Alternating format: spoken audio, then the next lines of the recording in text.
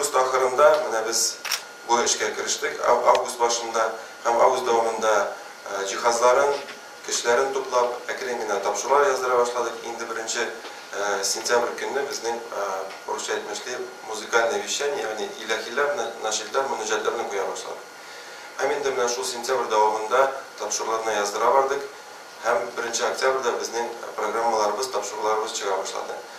Oktyabr ahırında indi bizning şu 5-8 tapşırığı kadar ciddi bugün günde indi noyabrda biz 10'ga jitkirdik. Indi bugün günde 12-13 tapşırığı çıka.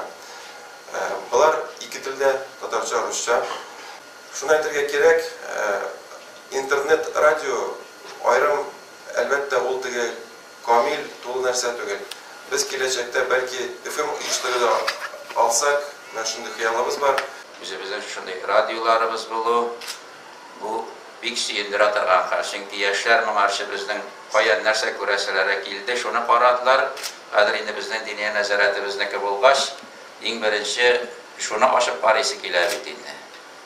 Yani ben özümde yüreğim bozulmasın deyip İlyas Hazret sırasında ben internet'e girmeyeyim, Rusça'ya ciddi okumayayım diyenim. Hatta ben de kirgeli başladım internet'e. Arap tınlap, bizden şu materyaller bulu. Şimdi hayırlı devamlı nasip kılsın idi.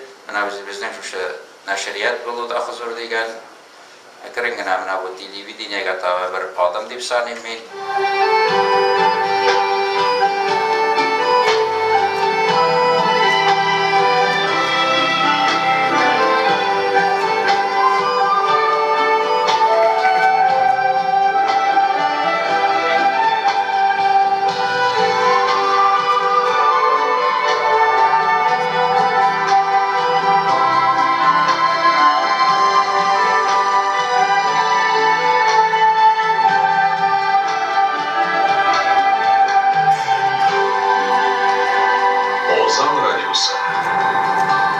İslam Ovası.